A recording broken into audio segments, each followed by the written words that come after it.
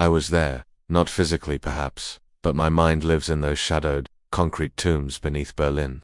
I can still taste the dust and the stale air of the Führerbunker, a taste like rust and burnt hope. When I close my eyes, I don't see the maps. I hear the asterisk silence, asterisk that thick, suffocating silence that follows a general's whispered admission of failure. The sound that truly defined the last days of the Third Reich was onto the roar of Katyusha rockets raining down on the Eastern Front.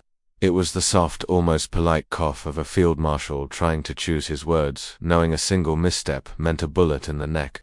I watched, unseen, as the very edifice of power began to crumble, not from a direct hit on the Reich Chancellery, but from the inside, from the very core of the German High Command. It was the moment those proud men realized they were no longer fighting a war, but participating in a GDR-Demiring orchestrated by a madman. I remember the frantic pencil scratches on the oversized maps, the endless red arrows pointing nowhere. Every evening, in that claustrophobic conference room, I saw the steady erosion of reason, the slow, terrifying descent into fantasy. The generals, these titans of maneuver warfaremen like Guderian, the very architect of the Blitzkrieg, they stood before him, like terrified schoolboys awaiting a predictable, brutal thrashing. I watched Guderian's face flush crimson as he pointed to the gaping, undeniable hole in the Vistula line, pleading with a desperate, guttural intensity for a strategic retreat, for a consolidation that might just save 1,000,000 men. But the map,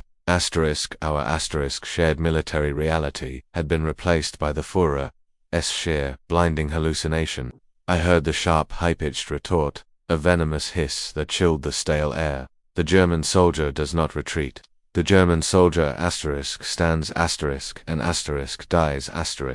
It was the very instant I realized the High Command had ceased to be a functioning military body, a mechanism of strategy, and had become merely a chorus of terrified, compliant echoes. We were no longer allowed to speak the name of the inevitable, the truth that the armies of the Reich were phantoms, their vehicles rusted, frozen hulks, their men's specters was deemed an act of high treason.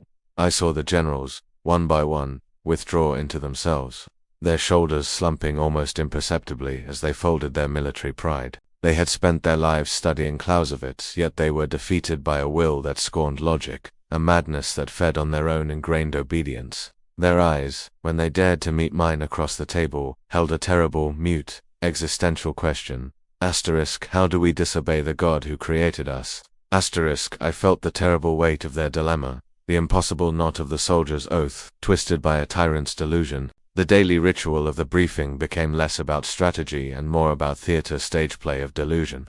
I watched them search the faces around the table, desperately looking for the one other man who would break the silence, who would risk the final word of sanity.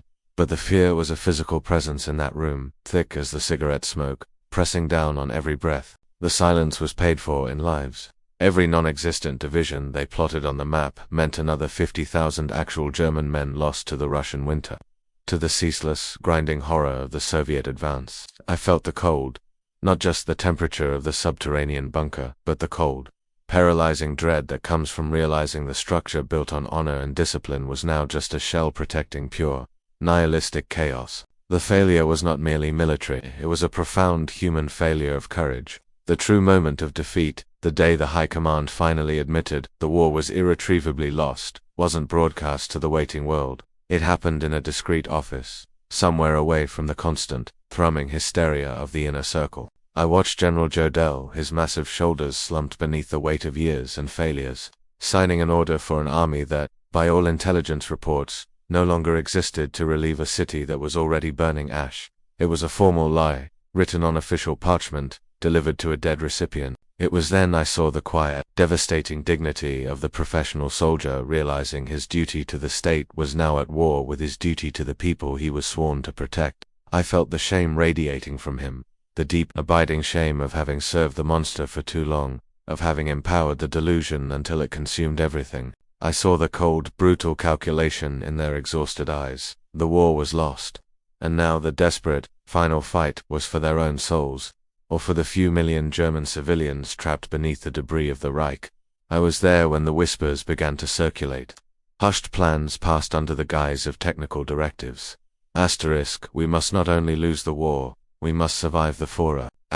Their final, desperate, terrifying act of defiance was not a Kuther nerve, for that had been destroyed after the purges following July 20th. Their defiance was the quiet, agonizing decision to begin saving what little was left, unit by unit, without permission. Orders were subtly altered. Impossible commands were met with professional, paralyzing bureaucratic slowness. Phantom fuel shortages or communication failures were manufactured to allow the retreat of crucial defensive lines. The air was thick with the scent of unacknowledged, necessary treason.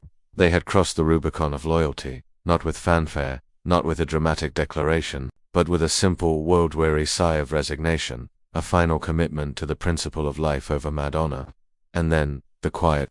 I remember the day the electric lights flickered and died for the final time in the conference room, leaving only the weak, watery gray light filtering in through the shattered windows above. I stood beside the abandoned map table, stained with coffee, ash, and the ghost of shattered armies, the red arrows of fantasy finally still. What does it cost a man, a professional officer, to break his sacred oath?